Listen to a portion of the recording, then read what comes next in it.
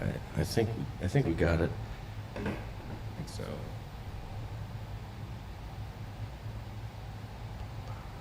I'm waiting for it to go live so I can mute it so I can also look at the chat. Yeah, I think there's like a, what is it, like 30-second lag on YouTube's Something. thing? It's either 30 seconds or it's like a minute. Oh, okay, it's live. Well, my iPad sucks. I'm just gonna do that. There we go. Where can I put this? All right, so we're live and we're looking awkward by saying nothing? Absolutely. Perfect. I still can't see it, but I'll just keep Oh, trying. hey, there's Derek. Hey, buddy. Dude, I gotta be careful with this microphone. I don't want to make terribly loud noises that are horrible for people to listen to. That's why you just do the look away, cough, move the microphone, literally anything to not do it directly in the microphone. Look away and cough is usually what my doctor tells me to do when they cut my balls. So, that's exactly what I thought about right there. Which, At least yours gives you the common courtesy. Mine just says, hey. well, if they make direct eye contact with you the whole time, that's really weird, but you shouldn't get a male doctor. I just tell you that right now. That's why I have female doctors. So, before we go too far along, I just want to start the show by saying this is the first official episode of the Dapper Devils podcast. And I want to say thank you to our sponsors. We've got Pixel Popcorn Media Group, Unscripted Studios, James Thomas Productions are our sponsors, and then Consciousness is being elevated today by some Excelsior pineapple, what is this shit? Cider? Not sponsored, but delicious. Yeah, not sponsored by, just Consciousness elevated by. And then also we've got the San Fernando Valley OG Triangle Kush by Highly Medicated. That's actually hilarious. That's where I'm from. Oh, Yeah. so I've got Kush from your backyard. Basically. No, Santa Clarita is my hometown, and that's part of the San Fernando Valley. Well, there you go. I'm bad with my California geography, but I know this is good 45 minutes north of LA. stuff. So I still don't have this thing live on my. There we are. Okay, cool. Cool. That'll help me if there is anybody in here making fun of us. So, Which I hope there is. I mean, it would be great if some people at least came in to rib us a little bit. I'm used to it. So, but if nothing else, they can look at the video at the end of it and Well, yeah. and make some terrible comments about how bad we are. Funny enough, that was actually like, usually with like work stuff, people would be like, oh, like I want to make a joke, but I don't want to be too mean. And I was like, I've got 3 older siblings. Nothing can hurt me. And it's true. Like, I've heard it all. Yeah. I mean, even if you don't have siblings, your parents say stuff to you that you're like, oh, man. No, I had nice parents. That's right.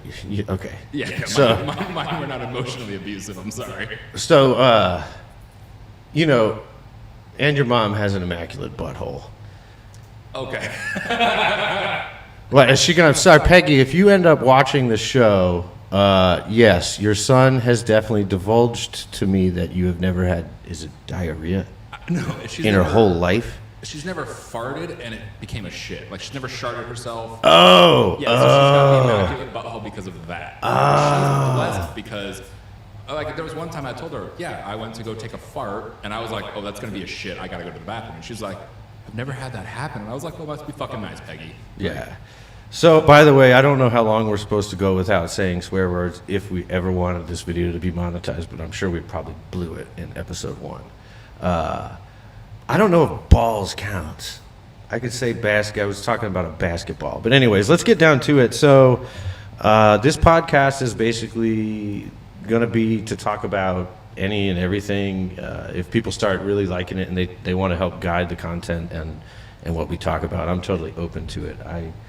I love movies. I love comics, art, collecting all those things and indulging in all those things, and I know that you're into a lot of that stuff too. So I'm over here.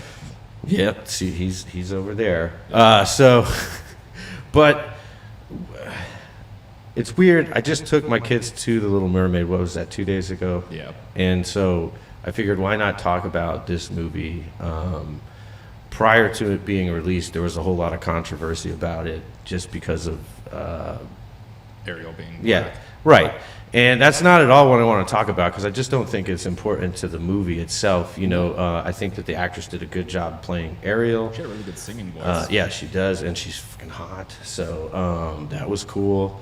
The things about the movie for me, the stuff that like, and if you have seen The Little Mermaid ever before, then you'll know what it's all about. If you haven't seen The Little Mermaid, it's been out for like 400 years. So it's, you know, I don't feel bad if I tell you what happens in The Little Mermaid. First thing for me was whoever decided to cast Awkwafina to sing ever should be banished from Hollywood. Like, she left me feeling parched with that voice, okay? It's funny, too, because, like, obviously, we've both seen The Little Mermaid. We know the songs in it. They're not my favorites, so they're not like, oh, like, I remember all of them. Right. When that one came on, I was like, oh, this is for sure just like a new song that they want to throw in because Awkwafina's like, they all want to rap. Right. And it was not good. No, no, it was not. So that really stuck out to me first and foremost. The second thing that really bothered me is what Javier Bardem is supposed to be. What character? Poseidon, or the god of the sea, or whatever. Dave Bautista. No, that's Javier Bardem. Was it? Yes. Oh my Yeah. Yeah. Great. Dude, Dave Bautista's head is so big it would have been the whole screen. Like, you. I was like, the whole time I was like, damn, Drax is just fucking King Triton right now. No, Okay. dude, that was definitely Javier Bardem. Oh my god. But He didn't have like the lazy eye though. well, I couldn't tell you if he had the lazy eye going on because it bothered me so. He's supposed to be the king of the sea, and the whole time he's like doing this little shit with his arms, like he can't tread water with his big strong tail. It looks like he's about to drown underwater. It was driving me crazy. There was one thing. So- It was only at the beginning of the movie, but I was like, it's interesting, but it's stupid. His cape was like fish. I don't even I think don't know what kind, but I like, didn't he had a notice. cape of fish, and I was like, that's actually kind of cool. It's like the king of the sea. You're like, I need a cape. You command your fish to be a cape. I totally missed that one over my head. I mean- you know. But so those two things like really stuck out to me about the movie, and then it was 2 hours and 16 minutes long. So long. I went with the kids. We went with the kids, and the first thing that my daughter said to me about the movie was not anything about how much she liked it. We got out of there and she said it was so long. That was the first thing out of her mouth, which like, she's 9 now. Yeah, she's 9 and she loves princess type stuff and singing, and so like for that to be her reaction, I went, yeah, see, I think they missed the mark on this with this movie. Demographic.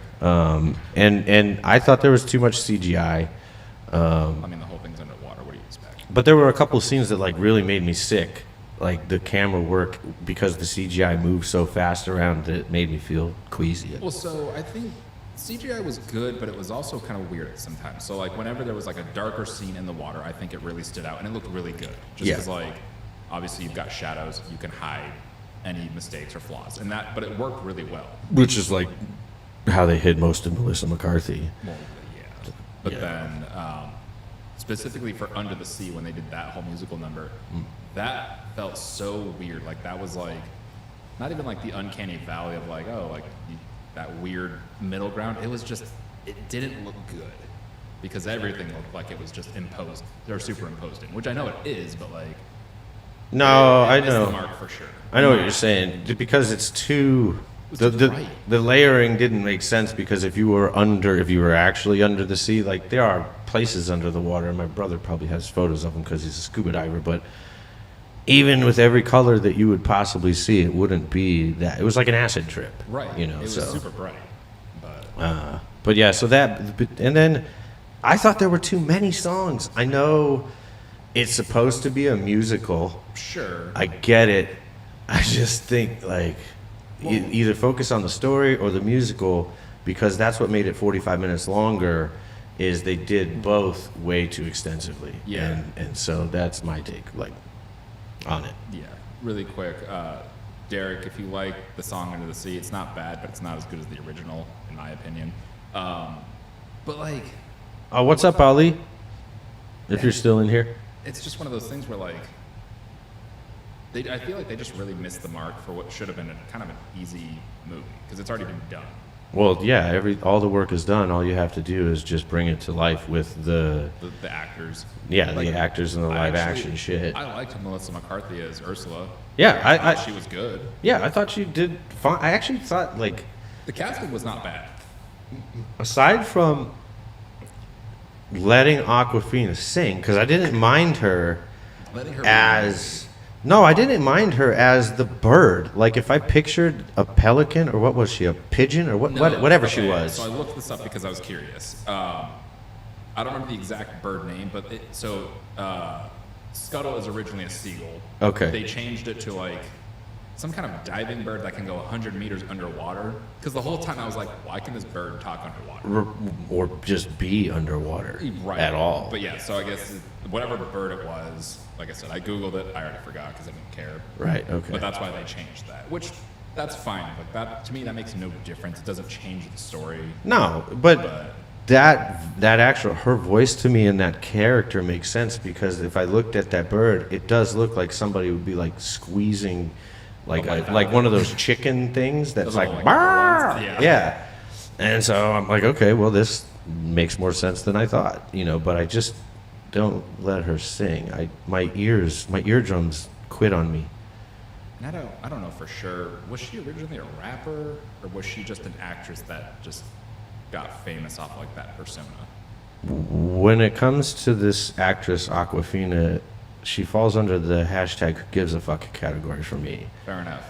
So I don't really know a lot. Yes. Yeah, that's... Oof. What is who gives a fuck? Yeah, that is true. It's a great category. But I noticed her in that movie where she was also a voice actor as the dragon. Oh, is that what that was called? I liked that movie for the most part. Yeah. But it was, again, it was just kind of generic. It wasn't like my favorite. No, but her voice is hard on the ears. Like, so the less the better. Yeah.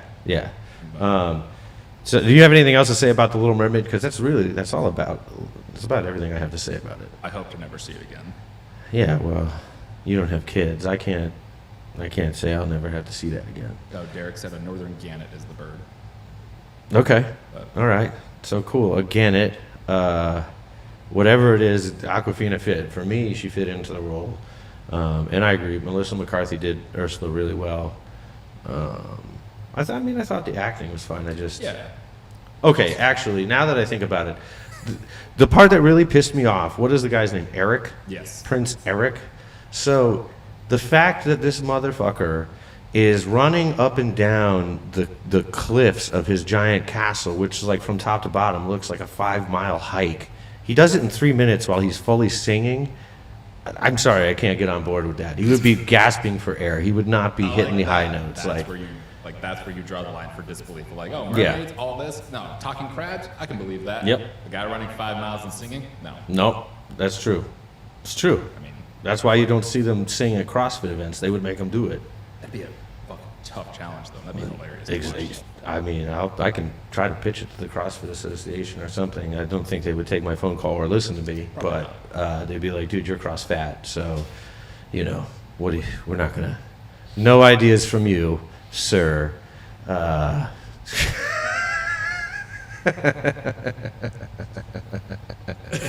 bastard. All right, so done with Little Mermaid. Yeah. And by the way, guys, we're going to try to keep these episodes hopefully around less than an hour because I don't think anybody wants to listen to either of us talk longer. In the future, as I learn how to use the software and Aaron learns how to use the software, we'll add guests to the show so that other people can have a chance to, say dumb stuff too. So we're going to move on then to Beef, the show on Netflix. Don't. That's my friend. Oh, nicer. What I see Don't entertain it. In this room or in the world? I don't know. I've never seen his dick. Don't entertain this. So I can't answer that question. But if you're into like tuna can length and width size things, I would surely win. And if you're not, then I would lose. Next question. All right. Anyway, Beef. Yeah, so Speaking of beef. yeah, beef or lack thereof, depending whose pants you're in. So this show, like when I saw Netflix kind of puts things in your face, like they keep putting things in your face algorithmically, and I don't even know if there is an algorithm other than we have a new show, we're going to keep shoving it down your throat until you watch it. Yeah. And so like,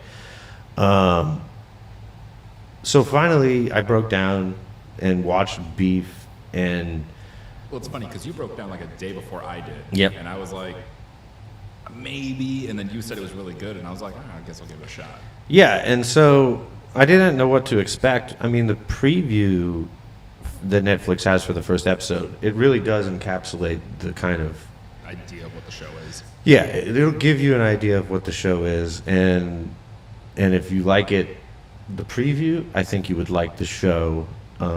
Everything keeps escalating, you know, from episode 1 on. It goes from 0 to 100 so fast. Yes. And then later on you get context for things, right? Because in the first episode when you meet, what's his name? John Yoon? Stephen Yoon. Danny is his character on the show, and then the lady's name who I can never remember. Ali Wong. Okay, there you Her go. character's Amy. Amy on the show. Yeah. So like the first time that you see Danny, he is in like a Target type store. Or like an Ace Hardware. Something like that. And he's trying to return 4 hibachi grills and a carbon monoxide detector because, and you'll learn later in the show that his plans are terrible. He was going to use the 4 hibachi grills to kill himself with carbon monoxide poisoning. And he tries at one point. He does Bitches try. Well, because it's the worst plan ever. Well, like, You just sit in a room while you light paper on fire and hibachi grills till you suffocate to death? Dude, this is literally the worst plan I've ever heard. it's not great. And then as the show goes on, you see Danny's got a lot of ambition, but he's just got Wrong things, though. bad plans like that everywhere you look. Like, And so you take that, and then you take, oh, by the way, it's hot as balls in here, guys, so I'm waiting on an air conditioner repairman. If they show up, we might be cutting loose early. it's currently 91 degrees in here. Yeah, it's 91 degrees inside. Best part, too, is the fact that yesterday, totally fine. Yeah, no, yesterday was fine. The day that we're doing this, we're launching it. But I mean, I guess it's fitting for a program that has devils in the title. The first show should be hot. sweating Yeah, balls. like Yeah. sweltering 7 layers of hell. Yeah. No, but as far as like beef goes, though, it's like, I mean, same thing. Casting was great. Yep. I liked all the characters in it. And it's kind of like, it's one of those things where it's like, they're all relatable in some way or another. Obviously, the 2 main characters just go off the rails because they just can't let it go. Whereas, like, you know, we've all been in that moment of like a road rage thing happens. You get a little angry about it. Oh, yeah. Hour goes by and you're like, all right, whatever. Yeah, well, see, you never smoke marijuana, and I always do. It's true. So usually road rage for me, like I'll say whatever expletive that I'm going to say, and then it's over for me. Like, I'm like, Well, oh yeah, sure. wait, I'm still stoned and happy. No, I feel like the only time I really got mad about it was when I was working at the frame shop and I had completely empty highway. It was a Sunday, like, morning, completely empty highway, and I had this truck barreling up behind me, you know, basically riding my ass, and then eventually got around. And then it's like, that's where I get angry, is because it's like, just go around me. I don't care. Well, yeah, I mean, everybody gets angry. Well, sure. I think that's why the show, it does make a lot of sense how easily you could double down and escalate on something, because she caught him literally on the worst day of his life. Like, he's trying to return hibachi grills that he wanted to commit suicide with, and they won't take him back. Because he doesn't have a receipt. Because he doesn't have a receipt. And then the store clerk basically, like, accosts him about it. He's like, this is the 4th time you're returning these.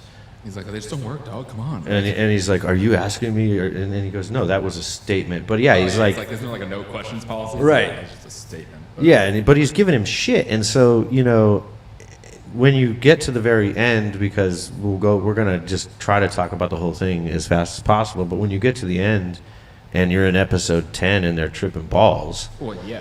you know, he talks about this and how, like, he felt that, like, the world was saying they didn't want him there. Like, he can't even return the hibachi grills, So it's like to him, the universe said, "Dude, go finish it." Right.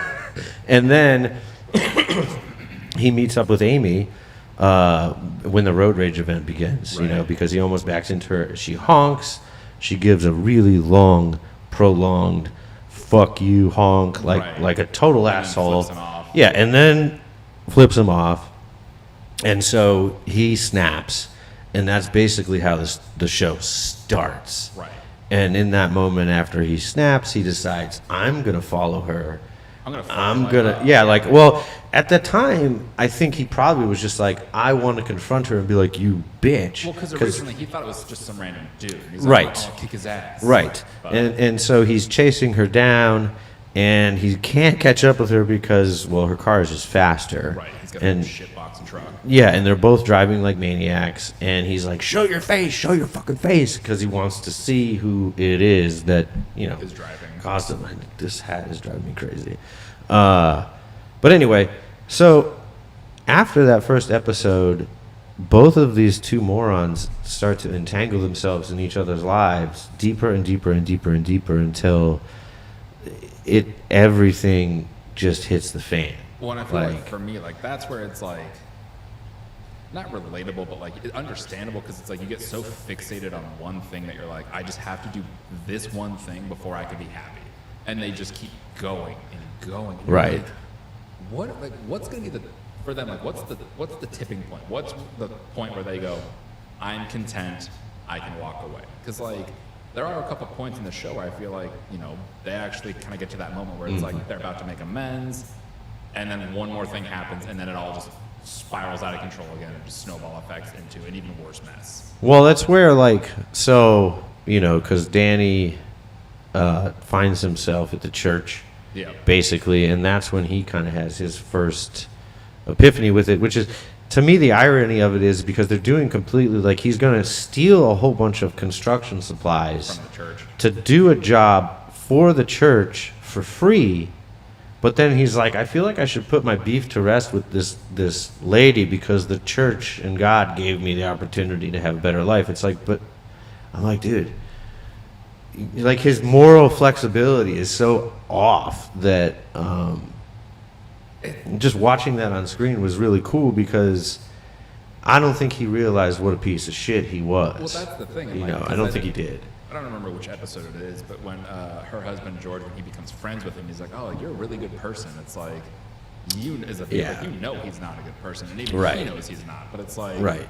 you would think that he'd be like, "Damn, like this person thinks I am. Like maybe I should try and be a good person." Well, and he does attempt to, because that's another moment in the show when it escalates. Right after Well, yeah. George says that to him about him being a good person, he says, "Oh shit, let me When he calls call the guys and get this plumbing scheme because they're going to go rob the house." Yeah. And so he calls it off. He goes, let's call it off, and then they break in anyways. That might be one of my favorite lines in that show is when he's like, "Oh, hey, you got a leak," and then they just come over like, "Hey, we noticed you have a leak. We're plumbers," and he's like, "I think I want to get a second opinion." They just go, "Oh, there's two of us, so." 1, 2, Yeah. so It's so fucking stupid, but I think it's hilarious that like they think it would be like, yeah, this is a good idea. Like, well, also the fact that any human being that would let them in, that said, "Hey, we were driving by and noticed you had a leak," right? from the outside. Driving by, like, And you said it was a pinhole leak, which means it's tiny. yeah, like It's like, God, eagle eyes the fuck over here, like driving the through walls. neighborhoods. Yeah, no, thank you. So, but yeah, then they come back and rob the place and end up attacking grandma. Yeah. And she ends up in the sucked hospital. as a human too. Oh, she was terrible. I think what I like about that show is just the fact that, like, not to say everybody is, but like it kind of just shows that like a lot of people are just fucked up in different ways. Well, yeah, Because like she Honestly- was hanging on because she wanted the daughter-in-law's money. 'Cause For she got sure. a bunch of it. for sure, yeah. Danny was just a piece of shit. So was Amy. Like they were just bad people in the first place. They just weren't happy with their own lives. True. But Closest maybe to being innocent would have been, the daughter, who was 5. what, Junie? Yeah. I guess, but I was going to say Paul, because he really got screwed over by his brother. Like, Well, yeah, because she catfished him and then made it a whole thing. yeah, he didn't know he was being catfished. He Right. thought that he was talking to a real woman, and it ended up being Amy, who was trying to get closer to Danny by, screwing around with his brother. And so, yeah, I mean, I don't know, that whole dynamic. So Paul, to me, is the closest one, even though he outright says I'm a piece of shit. Like, But at least he can admit it. yeah, but he's doing stuff on his own. Like, he's not trying to screw anybody, Right. except for when he takes the truck. That's different. But that's just because he wanted to go to Vegas and try to hook up with his Right. girlfriend. But like the thing with that too is it's like, again, everyone in that show is just such a piece of shit. Like, Yeah, even George, yeah. who is Well, I was gonna say, like when he talks about how he's like, oh, like I had an emotional affair. Yeah. She could have just been like, well, I had an actual affair, and they could have worked out right there, Right. and avoided a lot of problems. But she was like, oh no, it's okay. I'm just gonna go to therapy and talk about it, and then doesn't even talk about her problems or what she's actually done. All right, so because I feel like One Piece is maybe going to take a little bit longer to talk about, As it should. and so if anybody's watching and has anything that they either saw beef or wants to ask a question about that show and what it's all about, we can say more about it. But I think for me, what I thought is, it shows how loosely tethered most people's psychology is in general. Whether or not that's true in real life, it may be to a degree. I mean, a lot of people have a lot of things going on, and so seeing how somebody could very easily screw up their life on a very small event as a catalyst, I can see that happening. I mean, I've known people in my life that no matter what they do, they need to create chaos and destruction in their own path to Right. feel right. Well, And it's so, one of those things too, where it's like, I think it's even in your driver's handbook when you take the test is all, and it's basically I know, but it's it's one of those you should never honk because you don't know what's happening with somebody, you don't know what they've got going on if they're not moving at a stoplight when it's green, because it's they could be having a seizure or a stroke, and you shouldn't honk to make it worse. But it really just goes to show everyone's got their own problems. right, whether or not they're seizing or stroking, Right. or just literally at the end of their rope, and your honk is, dude, you hit the red button. Yeah. And so, okay, yeah, I'll respond. So, I'm sure we could figure out which Burger King that was. I mean, if it was good enough for Danny to eat 4 chicken sandwiches and drive an hour and a half out of the way to go there, I want to try it too. But it's funny that he says that about the chicken sandwiches, because that's a very small moment in the show where you see Amy wanting to relate to him When she goes to in her depressive moment, because she goes to Burger King and she's eating the long sandwich and kind of thinking, does this do anything for me? I love it because it's kind of a throwaway joke when she's like the big sandwich. Yeah, she goes, the long one? Yeah, It's so she knows what it is. Yeah, I mean, everybody does. That sandwich has been around for 45 years or something, so. We might have differing opinions on this because Derek was asking if we would recommend beef. Yeah. It's not bad. I don't think it's my favorite show, but it's It's easy. well, yeah, it's easy to watch. But it's it's one of those. It's A24, and we've both agreed. Yeah. A24 is either really good or really bad. There's never an in between with A24 as far as their movies go. Yeah, and I'd have to think what I think is bad. It's not like they do bad things. They do things that are so far out in whatever artistic expression that they're going for that I'm Well, yeah, I can't relate to it. I don't get it. I don't get it. It could be good, but I don't get it. Right. Actually, I think The Lobster might have been an A24. It is. Okay, so I think that's terrible. I have yet to watch that movie, but I read the description before, and I was like, that just sounds dumb. No, I did thought that movie was terrible. But Again, I like mean, Ray Wilson, so I would watch it for him. well, put it this way, Derek, because I know that he committed to watching 1,000 episodes of One Piece, and so I would say if you have that ability, beef is a drop in the bucket. Oh, absolutely. It goes really fast, and there are funny moments in it. Yeah. the characters are believable to me. Like they're very like Everyone knows a person kind of like that. Like, Yeah. self-destructive is basically the best word to describe them. yes, But- absolutely self-destructive. So yes. Oh yeah, no, but Oh, absolutely. Like, yeah, no, like, I mean, to go off what Dusty's saying, it's like they have a situation put in front of them, and it's basically I could be the good person and just say, you know what, Right. let me just let this roll off my back, but then they go, no. Let me one So, up then. yeah, so you like, and as this show goes on over time, one of the things that you'll learn about me is, and something that I think has made me successful in business, is being able to take the high road. And a lot of people have trouble taking the high road when it comes to decisions, but it's like, look, most people are selfish, and so when they're doing things, they're doing it for themselves, and that's their motivation. I don't need to think very much farther beyond that. Right. I just go, okay, fine. Whatever you decided to do probably was going to benefit you in a way that I can't understand, but I'm not going to stand here in front of you and create a problem for myself Or more attention. just to get the point across that you suck at life. You know that you suck at life. So what I do instead is I just eliminate you Well, right. Well, it's because I see how you're going to do me. Well, like we've also And talked so- about this before too, and it's like, in the grand scheme of things, like we don't outwardly like hate people. We just No. forget they exist. Exactly. You just die. Yeah. You die on a pike. You're like, and that's it. Yeah. And then I never think about you again. no, if somehow Lazarus or Jesus brings you back to life, and I somehow see you again, I'll give you another chance. Like a miracle obviously happened, but no, because toxic people take up too much energy and they take up too much space and a lot of effort. And the problem with a person like that is that it's no effort for them to be toxic. Right. They just are. So it doesn't like take anything. The fuel is you. Right. So anybody that feeds into them, like they grow stronger. Right. And so it's like I refuse to even give any power to that. I just goodbye. Yeah. So with that being said, because we're like around the 30-minute mark, it's time to move in to One Piece. And it's, we're jumping in at volume 57, 58, and 59. About halfway through the series. Which is nearly halfway through the series, and you might say, well, why is this a space that you would jump into it? And personally, just where I'm at right now, reading it.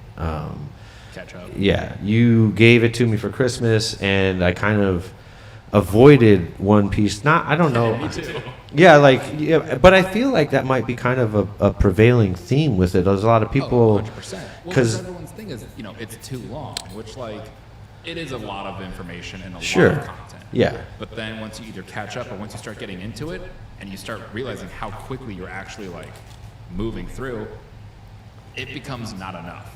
Well, then you kind of go, because I think, okay, I know I'll go back and read it again. Oh, absolutely. It reads so quickly. And for me, I have the benefit of I haven't really watched any of it. I've watched 8 episodes total just because I know I could watch TV easier than I can read, and I didn't want to pass myself. I want to read it first. And so when I'm done, I get to watch the whole series. You do. And then that'll be enough for me until then I'm like, okay, now I'm going to go read it again, Right. By that point, probably not, but it might be over by then. Yeah, I don't know that, that's interesting because I'm new to reading it. Right. And it's been around since, was it 1997? Yep. I think it's June or July 2nd is the first publication date. Okay. I don't know for sure on that, but So it's been around for decades, and one of the cool things, I think that's why I like reading it too, because I learned things that I might otherwise miss watching it, because Oda, during his Q&A, what does he call it, SBS? yeah. In each volume, he responds to all his fan mail, and people ask questions about the legacy and the mythos of One Piece, and he explains things that you might not otherwise know without having read it. And then you also get to learn about the author and how playful he is, how Yeah. funny he is, how Any of the SBS, they're just a joke, but they're the funniest thing you'll ever read. They are a joke, but then also real things happen in there, right? Because fans reach out to him and they're like, "Hey, I want the birthday for this person to be April 6th because it sounds like da da da," and they explain it to him. He goes, "Done. Yeah. That's the birthday," and he's consistent with it going forward. He is. Or like, I think it's in one of these volumes. I don't know which one, but someone was like, "Hey, like, what's Boa Hancock's measurements?" And he's like, "Why do people keep asking?" And he's like, She's a J. Yeah. Well, Yeah. most of them are. Yeah. I mean, shit. Zorro's, I think, a J cup. Man's got huge titties. Well, I mean, he lifts like 1,000 pounds with one finger. So But, yeah. his tits are bigger than Nami's. But Yeah. yeah, no, it's just like, I just think it's funny because again, it's like people will ask the most absurd questions, and he's like, "Why do people keep asking this?" Or it's like people will be like, "Oh, like what about like this elder guy?" And he's like, "I don't want to draw old men anymore. Like I want to draw hot women." And you're like, Yeah. I respect it. And that makes sense because, why not? Well, yeah. But all of his characters, like he has so many characters that Well, no, like we were saying the other day, like they're all so vastly unique too. Mm-hmm. It's not like, okay, like they're all kind of one note. Like they've got such in-depth backstories to all of them, and they're all Yes. horribly sad. Like, yeah, I mean, I can't think of. I can't really think of. Well, yeah, I mean, she's sad. I was gonna say I can't think of a character that has like a positive, oh, none of them.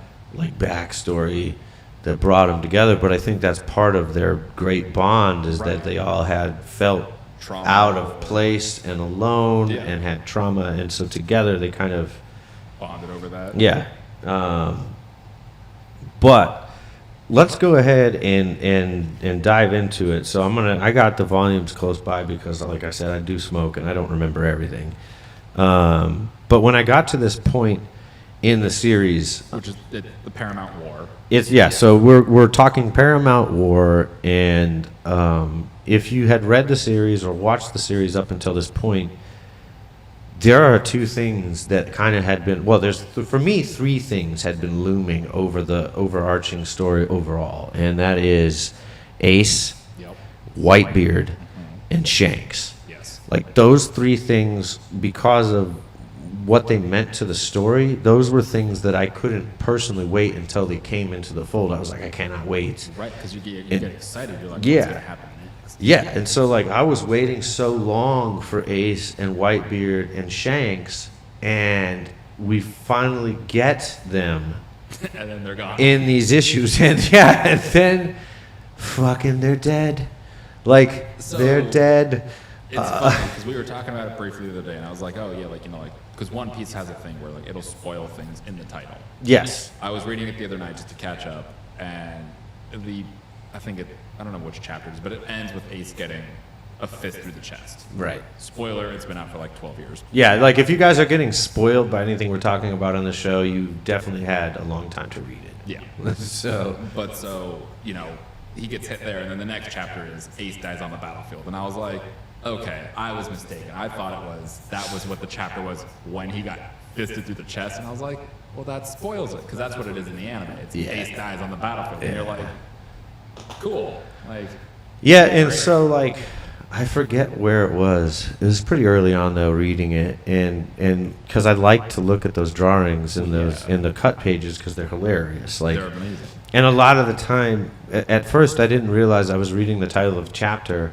I thought I was reading the title of that drawing. No, that's the chapter title. Yeah, right, and so like at one point I read one and I'm like, well, wait, that sounds like what's going on in the story next. Yep. And that, so after that I was like, I'm not reading those anymore. I just look at the picture. See, that's hard for me because like my brain instinctively starts going to read it. Yeah, no, I know. I trained myself, but I've also like never read this direction before, so True. so like I've trained my brain to look at things differently just to absorb One Piece. And I could be wrong, but I feel like, at least in my experience, because I only started reading it recently once I caught up on the anime, but I feel like a lot of those, I guess, intro pages now are more just like, oh, like fan submission, Frankie fishing with Chopper, and you're like, oh, that's adorable. Yeah. And kind of go from there. Yeah, there's a lot of that starting. He started. I don't think he announced that he's doing that yet with the drawings, but he Gotcha. definitely turned over SBS to the fans for the art, Oh, absolutely. which is cool because I think you could probably still submit. Oh, I'm sure And you could. then he gives you dimensions. The fact that you haven't tried to submit anything yet, I'm kind of surprised. Well, I just started reading it recently. So, but like the ones that I'm reading, because it's not like a full volume yet, I don't have any SBS. So like I don't see any of those. So I forget that they exist. Yeah, but you like Law, and he just got, what do you call it, a teaser thing? Oh, an eye catcher. There you go, an eye catcher. Yeah, I think it's like episode 1056. He just got his first eye catcher. Yeah, so it's pretty cool. It actually might be a good time to do a Law and Yamato SBS animation. Law, if I'm not mistaken, Law is Oda's favorite character. Oh, that's dope. And if people are like, oh, like Law might die, and it's like, he absolutely won't. Unless Oda just says fuck you to everybody, including himself, Law will survive no matter what.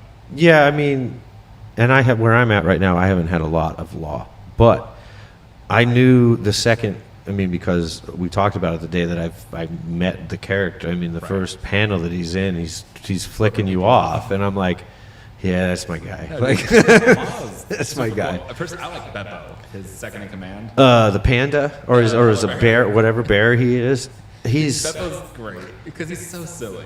So I think that where I'm at, like literally, I'm just meeting them, and Basically, so yeah, Beppo. Just met the Heart Pirates. Yeah, so Beppo for me, really, his only interaction is him getting bossed around by Hancock. Absolutely. You know, and she's like, "Go beast and do it." And And you're he's like, like, okay.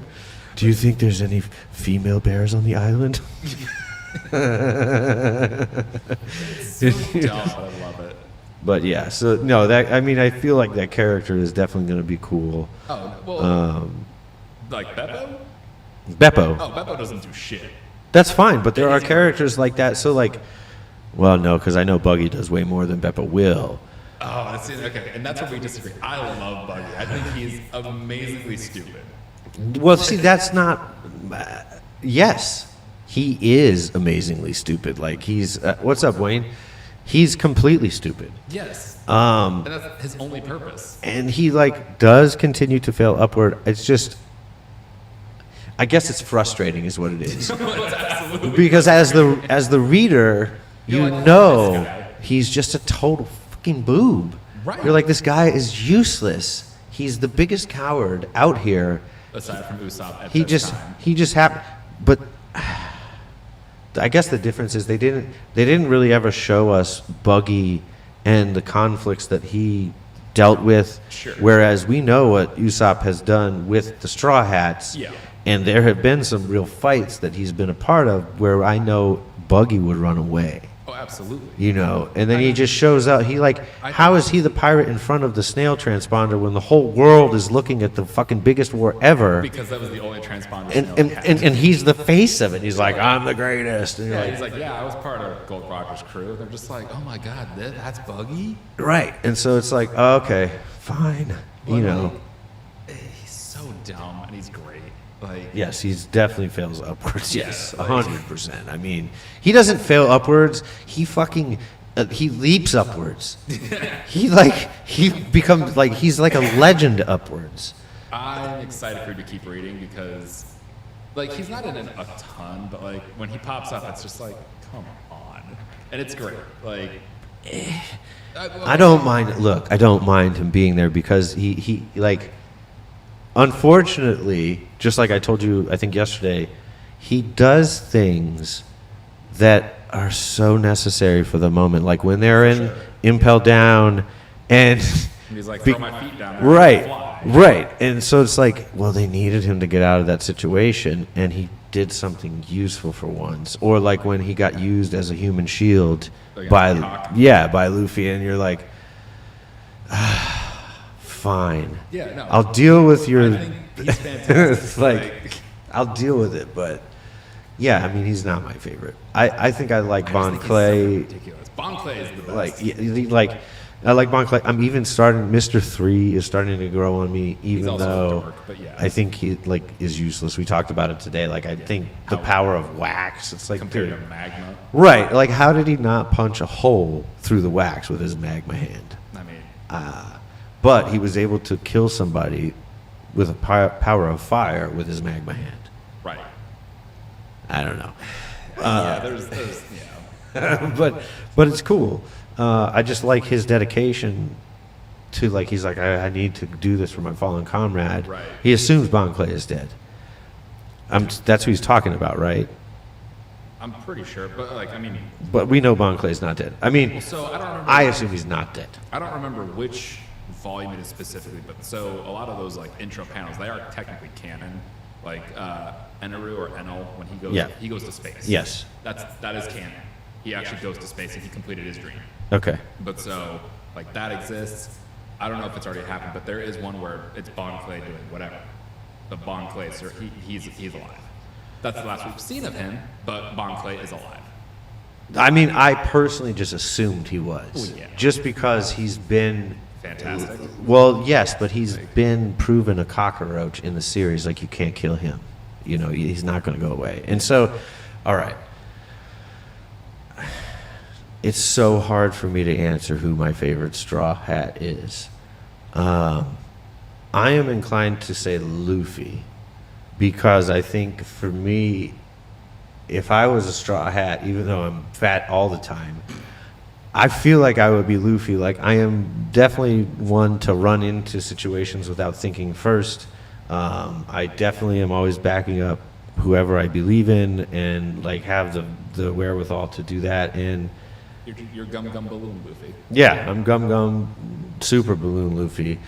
But dude, Zoro is so cool, you know, and Very true. But I'm also biased. Like he's been my favorite character since I first saw One Piece 20 some odd years ago. yeah, and I get that, but it's so 20 years ago, you know, you're a kid. Right. It's every kid, if you're into stuff that involves swords, Yeah. that is your guy. Absolutely. Without even looking at anybody else, you're like, this dude has a sword in his mouth. Yeah. What? I mean. So yeah, I mean, you know, yeah. Well, and then also too, I mean, like, because we've talked about it, like I was such a jackass that I was like, I'm gonna spend $600 for a custom-made figure that no one else has.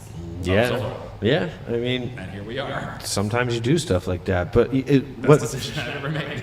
But honestly, I don't know. I think Robin's my favorite.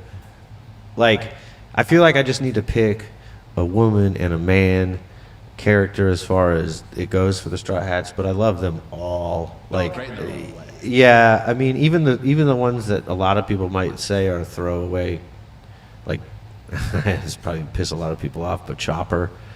I mean, he's kind of a throwaway character. He's basically the mascot now. Yeah. Which, I mean, like, I like Chopper. I think he's fun. I like think him. He's cool, but, like, he's useful. Yeah, he's the doctor, so you need him, Yeah, you I can see know. what you're saying, where it's like he's like that, like, throwaway kind of person. But like, and then I'm, you know, where I'm at, I kind of also just learned about Brooke, Brooke is awesome. you know, and so I'm just getting a chance to see what Brooke is all about. Like in Impel Down, he did join the fight, and he came back and he did some stuff, and so like, I love his jokes because they're so stupid. oh my god, And like, yes, you know where they're going, but it's still funny. oh yeah, Like, every I can't do my time. eyes.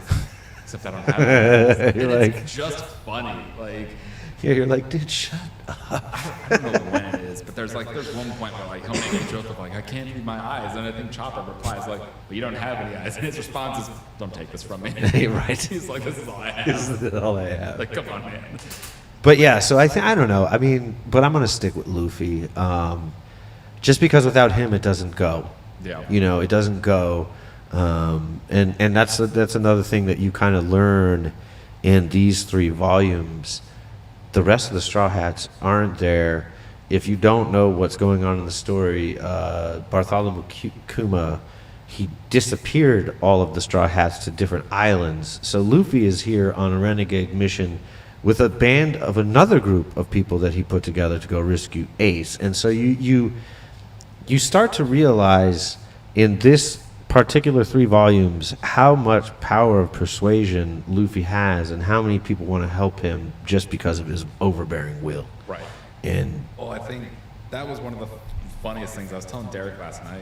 So, when we were talking about One Piece the other day, you know, you had made a comment where you're like, well, obviously they're going to rescue Ray, they're going to rescue Ace, and they're going to get out of there.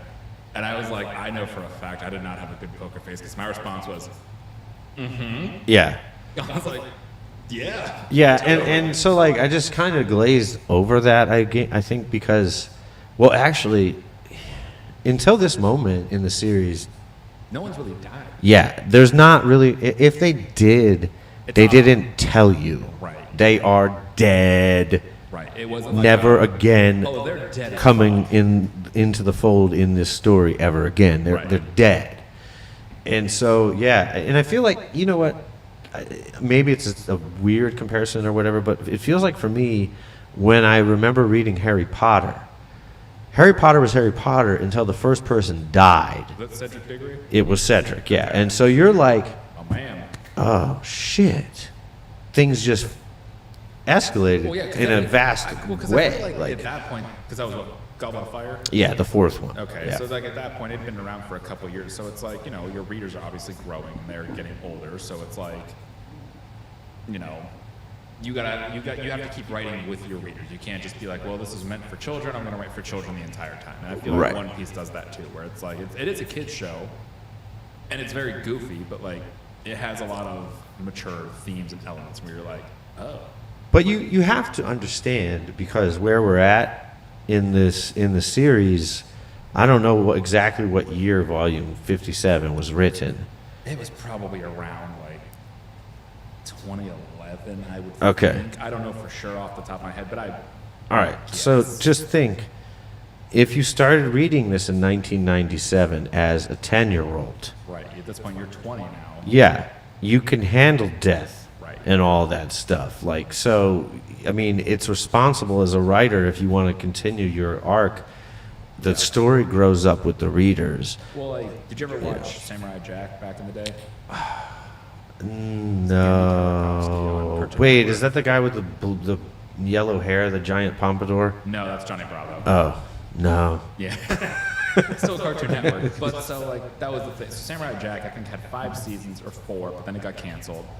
And when it came back on Adult Swim like 10 years later. Okay. But that's what it did. It was basically, they even said, they're like, our fans are now adults. Yes. We're going to gear this towards adults. And it's not like super violent, but at one point, he straight up cuts someone's head off.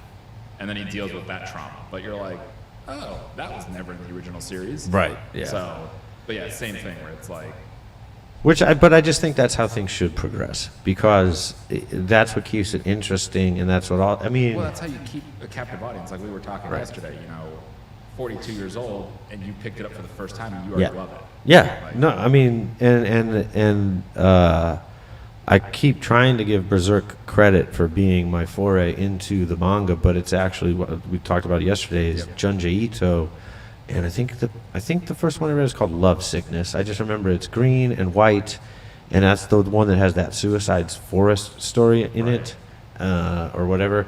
And dude, I was like, man, the art is crazy, these stories are crazy. Yep. And the one thing that I kind of realize about anime is like they do things that we don't do in America is create new things. No, I mean seriously, they make brand new things. Well, think about it. The first thing we talked about was The Little Mermaid, Right. which is already over 60 years old. It didn't need a reboot. Yeah, and instead of writing another story that dealt with how a father doesn't listen to his daughter and does what she wants to do anyways, and then the father coming around to it, they just did The Little Mermaid again. Well, and I could be wrong, but doesn't the original grim fairy tale with The Little Mermaid, doesn't she just become Bubbles at the end of it? Oh, I didn't know it was a grim fairy tale, but Most of the Disney stuff is. but I would say Rapunzel, the prince falls out of the tower and gets blinded by a rose bush. Like they're all dark as fuck. wow, yeah. But But I don't know. I just know they didn't need to do it again. oh, absolutely not. Which is You of know. all the stories too, that's one of the weakest ones in my opinion. I don't think it's that interesting. I don't think it's that good. It's just kind of there. I mean, all the stories are the same, though. You know, the only thing that Disney has done differently to me in the last 10 years, Acquire Marvel. well, I mean, no, they did do that, and ESPN and the world, but no, they finally started giving some type of credit to the father figure in their movies. That's true. Like Onward, yeah. and there was another one that I saw, and I was like, thank you, because there are single dads out here that don't suck at life, and it would be okay to talk about them being heroes for their kids, and Right. and so like I do appreciate that, but yeah, actually I really like Onward, It's a really good movie. just because it's so nerdy, like. Well, yeah. So Dusty brings up that, growing with fans explains a lot for Game of Thrones because George R. R. Martin went, you know what, I'm not going to finish the last book and just basically let people deal with the rage and disappointment that life gives you. Yeah, and you know what? I don't even know. I would say that you're giving Martin too much credit for not finishing it. I actually probably believe that he's not finishing it because he's lazy. Or he realizes that he doesn't have a good ending for it, and anything that he does could only stand to hurt the rest of the stuff that he has written already. Did you watch Game of Thrones? I watched it up until it sucked. Was that season 5? Probably. Season 6 was pretty cool from what I remember. But either way. Yeah. I watched all of Game of Thrones and I liked it. And I watched the ending and I went, all right, fair enough. But I remember a lot of people were mad about the ending because they were like, oh, like it sucked. And it's like... Was it Jon Snow die? I don't think he died, but I think like Bran becomes the king of the North, or like the king of all the lands or whatever. Oh, okay. But it was just one of those things where it's like, look, that might just be how it ends. You might not like it, but that might just be how it ends. Yeah, I mean, Like Game of Thrones was entertaining for what it was. I will admit that I enjoyed it. Yeah. But I don't think I got as mad as everyone else did when they watched the ending. I was like, all right, like. Well, but you know what?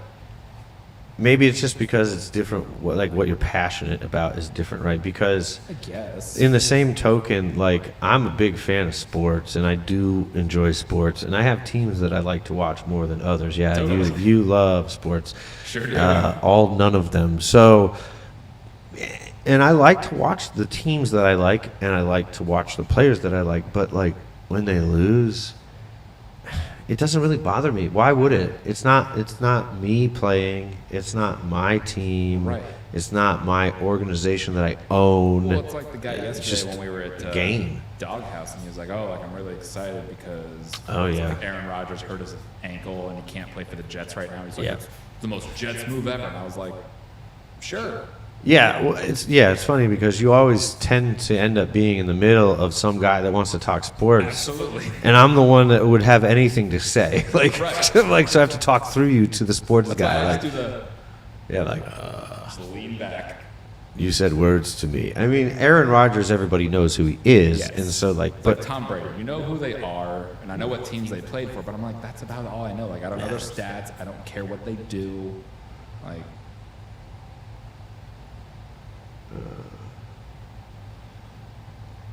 yeah, I mean,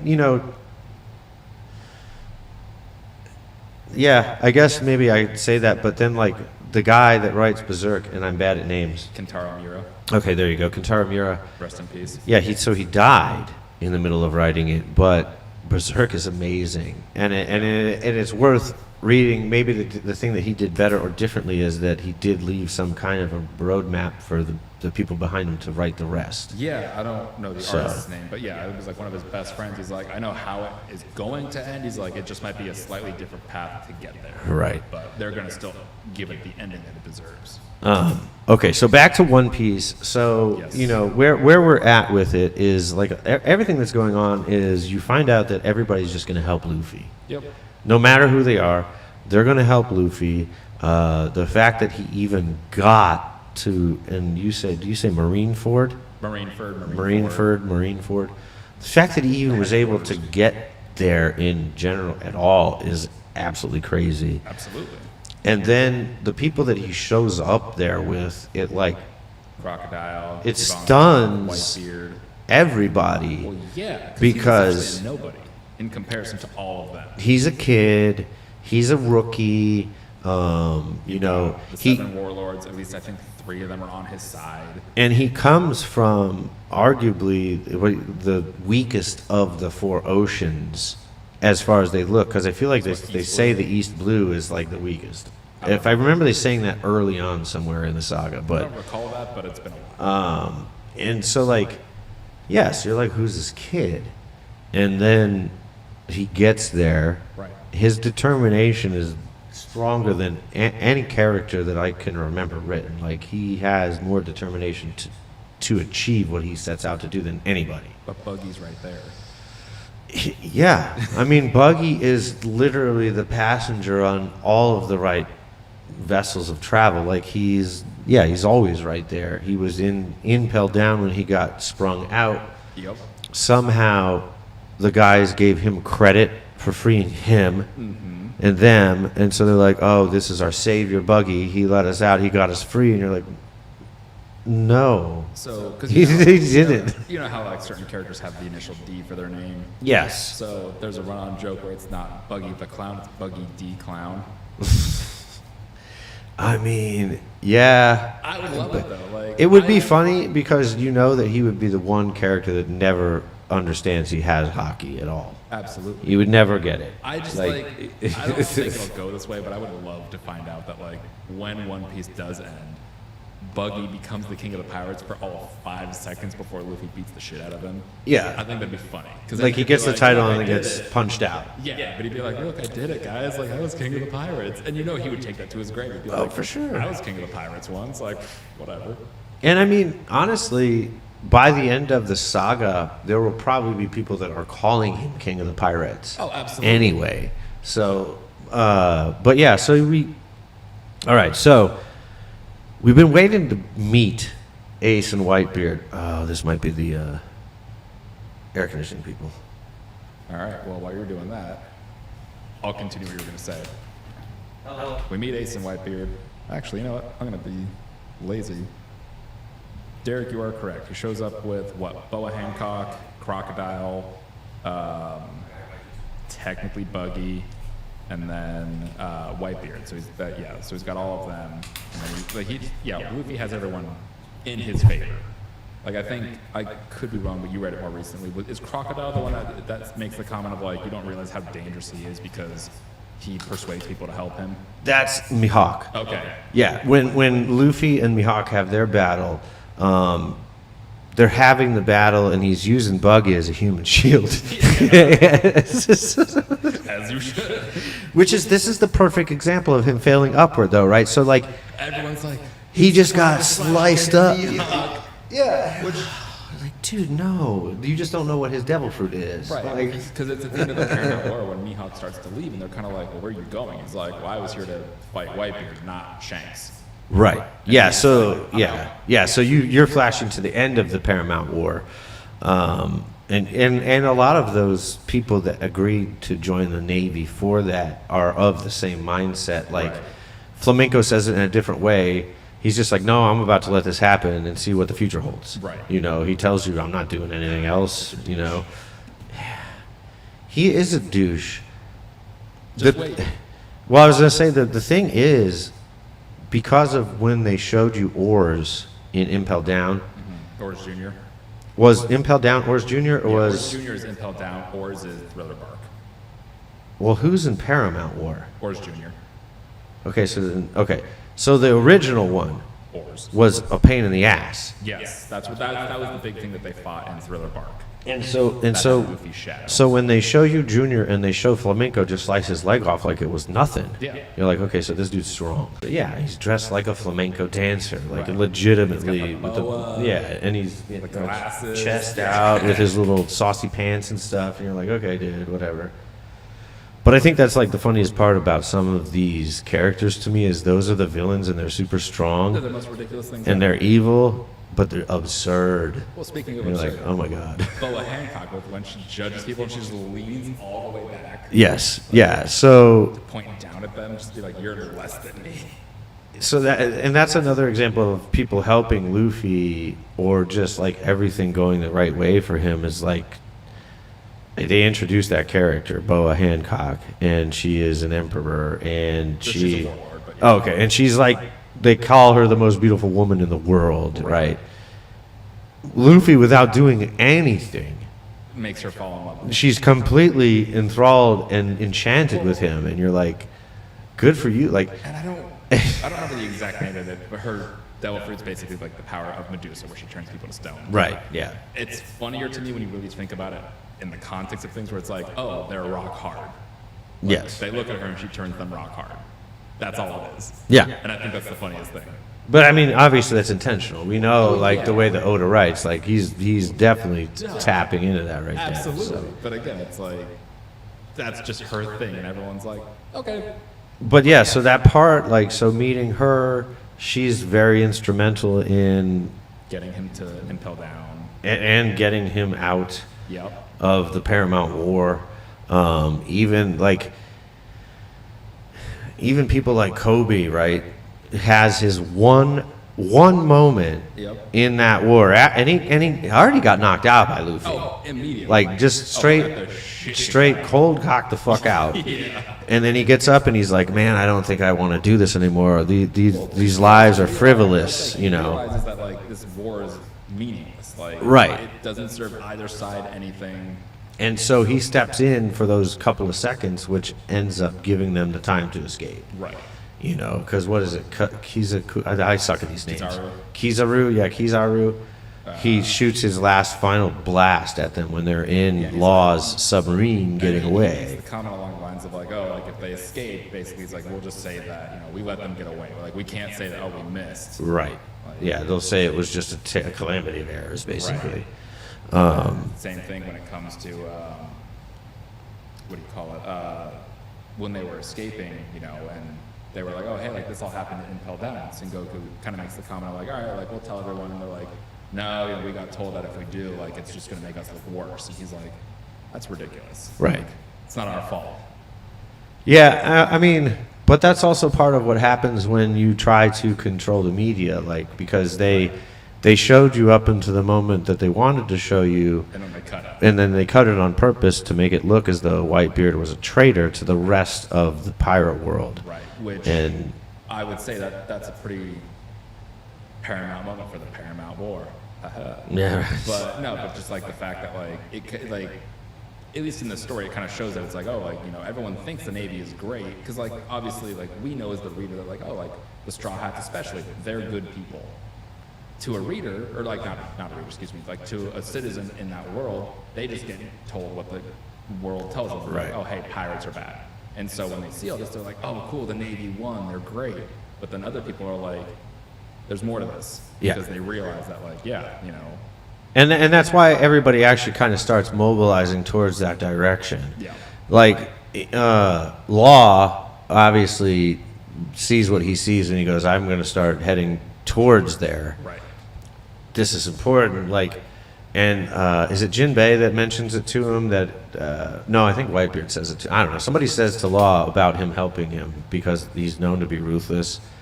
Oh, I think it's when he And- talks to Ivankov. Yeah, you're right. It was Ivankov because Ivankov basically says, I've finished my obligation," and he says to Jinbei, "Do you have him from here?" Right. And then Jinbei's like, "Yep."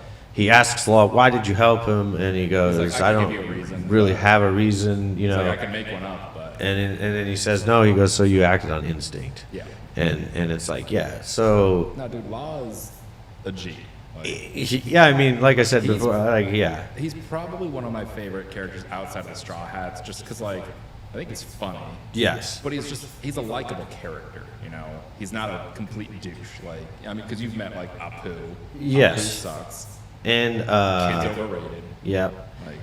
Like So he far- folds like an omelet every chance. I don't have a good read on Bonnie yet.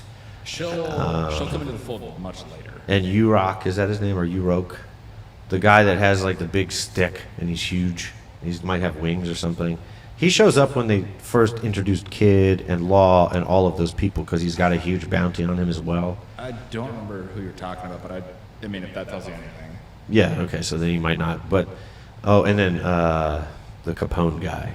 Oh, Capone's not popular, important, I guess, in a couple arcs from where you're currently at. And then there's what, Basil Hawkins. Oh, that's right, yeah. I So, hated him. He's so dumb. I mean, so far all they've shown him do is read cards.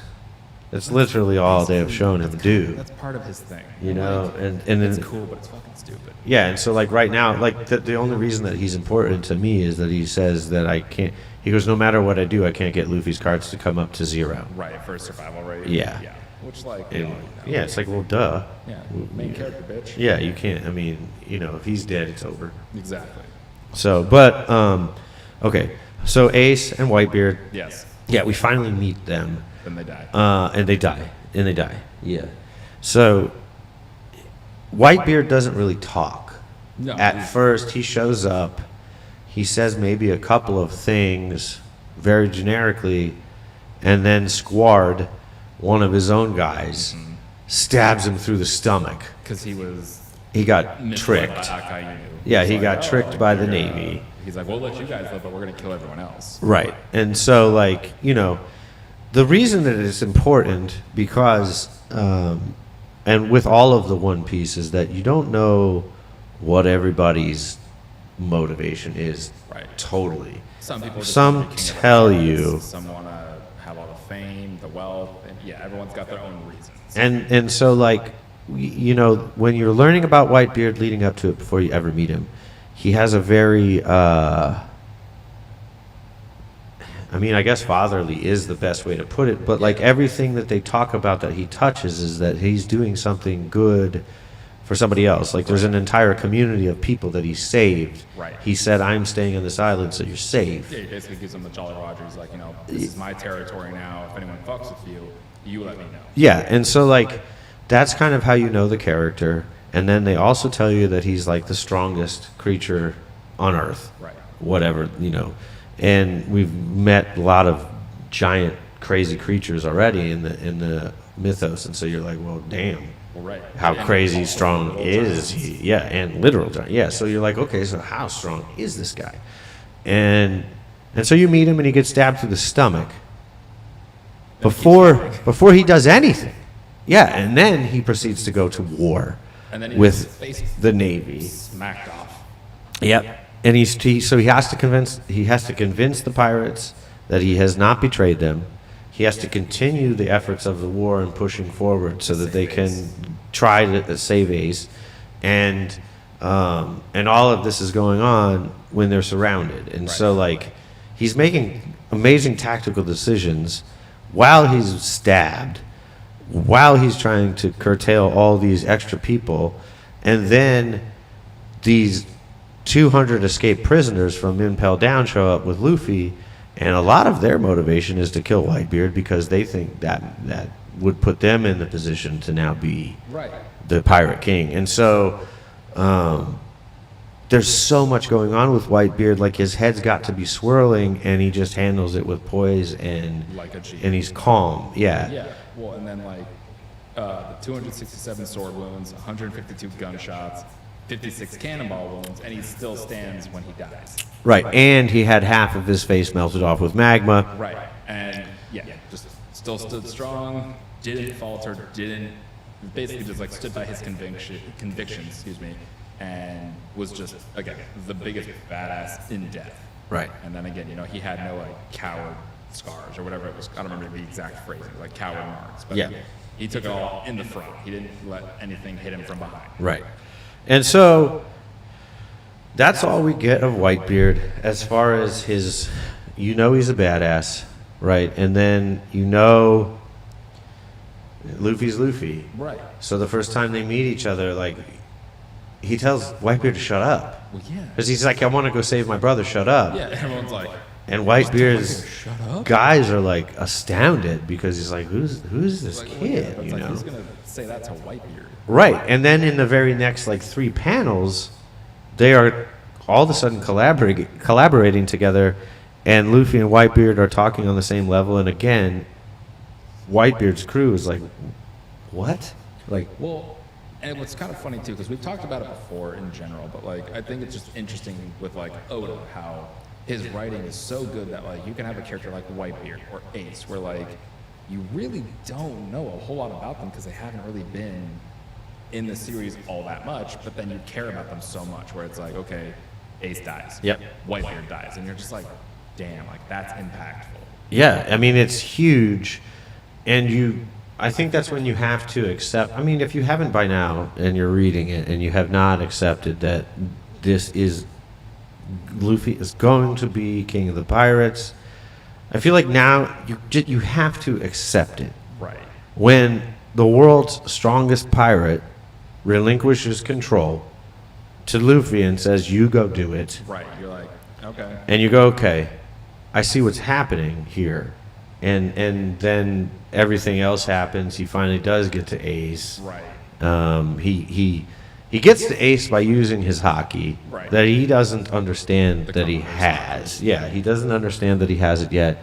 And I think it's Jinbei that realizes that, right? That he's like, he doesn't understand. Yeah. Well, So- and to Derek's point too. So on top of everything that Whitebeard did, he was already dying as it was because he Right. was a sick old man. Right. I mean, what did he say? Was he 72? 76? 76? Yeah, He's in his 70s. Yeah. But yeah, enough to where it's like, damn, this guy is like, he's pushing through. Yeah. No, I mean, he was a G. And then again, Shanks rolls up and he's like, we're here. And everyone's like, fuck. Yeah. I mean, that all, like, it's interesting because everything kind of starts happening again because the war is going in the direction of the Navy. And then Teach shows up, or Blackbeard, whatever you Such a piece of shit. want to call him. Yeah. And, like, he shows up and he's like, okay, We're here. I have what I What's his want face? now, Yep. and he absorbs Whitebeard's power, which was his ultimate goal. Right. You find out, and now he's wielding multiple powers, and obviously he's a traitor against the Navy. But Sure. I mean, that's how his character was. He killed Thatch. How does he phrase it? Because he says it along the lines of like, oh, like I wanted you guys to take me seriously, so I had to become like a warlord for you guys to recognize me as a pirate. I don't remember, but he also said that he had to be a warlord to be able to be in the position he was to 'Cause he get could just, there. because then he could just walk in wherever Yes. he wanted. Yeah, because he's like, if I was just a pirate, the Navy would have never recognized me and let these ships through. Right. So he basically just did the warlord thing to get to Whitebeard in the end. Right. But he's an annoying ass character. Currently, he's so overpowered that it's kind of hard. Like, it's like but it's just like any other. When you very first see Luffy fight like Gecko, you're like, dude, how is he ever gonna Right. hit this guy? Like, how is he ever gonna do anything to this guy? And I mean, obviously, it can always change, but like, it kind of feels like the major setup is like Whitebeard is he's your main villain. Like he Sure. is the number. He'll be like the final pirate that Luffy has to fight to become king of the pirates. Yeah, I mean, I can Honestly- see that as posturing that way. Yeah, and like again, obviously things might change, or there might be different scenarios in which how they go about it. But like, Blackbeard is like he's the main villain. Shanks is the mentor. Whitebeard is just kind of like there. Blackbeard is the bad guy, but So, he definitely sucks. I'll give you that. so what Derek is saying, I'm going to agree with a little bit, but I also have to disagree with just on one very, very technical aspect. None of Luffy's crew is at Paramount War to witness him doing this. They'll all hear about it. But they 100% believed in him before this. I think they really bought into him around Impel Down, especially after Robin folded and finally started calling people by their names. I think that's at which point you can say, Well, that's when she has trust for the crew that she's like, oh, they're actually my friends. right. And I feel like for me, that moment was like, okay, they all believe in Luffy, and now we're all on the same page together. Right. Because Robin was the final piece for that. Yeah. But Was she the one piece that they needed? she's the one piece I need. So like, but I do think I 100% agree that the rest of the world now can probably visualize Luffy being king of the pirates at this point Sure. because of all of that. Well, and kind of what I was saying earlier too, like as the world would go, they don't know anything except what they've seen. So like, Right. in their perspective, it's like, okay, we have the Navy, they're the good guys. Obviously, as the reader, we know they're not, but it's like you've got the Navy as good guys, and then you have this random kid coming in to their home base and destroying all of it. You're like, that guy's a problem. Oh, yeah. This guy is causing trouble for everybody. Like, Yeah. don't mess with him. But Well, and it really just gets his name out there even more. Yeah, and every time that something like this happens, they level up his bounty, and so you're like, oh, well, now he's like the most valuable pirate in the world. Right. And it's, I don't know, everybody's reaction is always the same when they see him. They're like, this guy, Yeah. like, Oh, I was like, this kid? yeah, they don't think that he could be strong, and it's just, A, Hits him with a gum rifle. and they did talk about, like,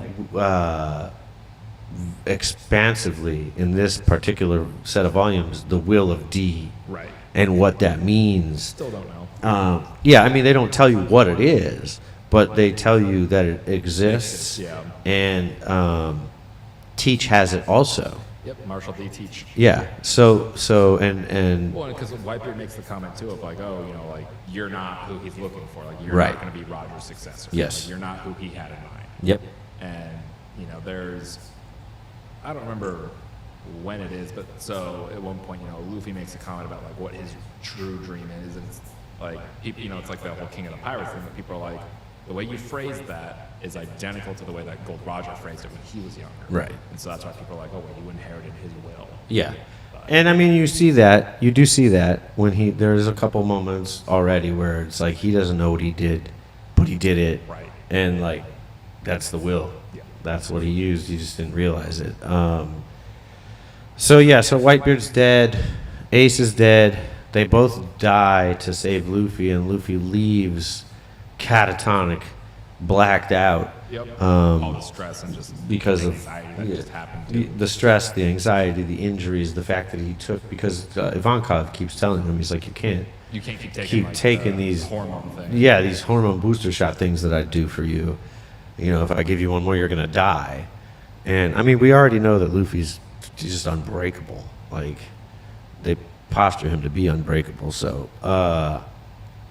but he leaves catatonic with Law on the submarine, and kind of the way that I think, if I remember correctly, how it ended. He wakes up and he's running through the forests, and They basically he's like, it's not a dream. No, yeah, they basically take anchor at Amazon Lily. Yeah. And he's obviously still distraught about the whole thing, and he's like, tell me, like, is Ace dead? And Jinbei's like, yeah, he is. Yeah. So that's right. So that's what happens is he comes back to, and he realizes that it is real, and then they end volume 59 with a look at Luffy and Sabo and Ace as kids. Yep. And how they were all together in those moments. And so, like, yeah, I don't know. I mean, to me, this is one of the best parts of the story that I've read so far. It's very in depth. Like I said, I think one of my favorites is still going to be like the Water 7 or Enies Lobby story arc. I think that one was really good. Yeah. To me, it was just so captivating. But no, Marineford is also just spectacular. It's just nonstop, and Wait till you get to Wano. which hopefully I'm close to it. But yeah, like so like anyway, these 3 volumes kind of take the series from what it has been and pushes it into The next. what it will become. Well, exactly. Like it went from something kind of goofy and fun to it's still goofy, but like it has serious moments in it. Right, there are eventual outcomes. Right. There are now consequences to actions. But yeah, so anyhow, that's where we're at with One Piece, or where I'm at with One Piece. You're caught up completely. I sure am. So you know all the things that are about to happen, and I have no clue. But anyway, if you haven't, It just gets better. So far that's how it's been for me. If you guys haven't read One Piece, I suggest checking it out, and it's worth the read. I would think so. I mean, hell, you started officially 2 months ago, and you read like 37 volumes in a week. Yeah, there was at one point when I really did get going that I read 30 some odd volumes in like a week. Yeah. And then I realized that at that pace I'll be done in like a month, and that's shitty. Right. Like, I don't want to be done in a month. I want to take my time a little bit. You don't want to be like me where it's like, oh, every week I now have to wait for a new episode. Right. A new, Yeah. issue. Yeah, it's like, no, I'll just take my time a little bit. There's no rush. It's not finished, so it's not like I'm going to get to the end or whatever. But yeah, so One Piece is rad. And, I mean, with that being said, I feel like we're definitely over the hour mark. No, yeah, we're close to an hour and a half. So I feel like we should wrap up the first episode. It's hot in here. Very hot.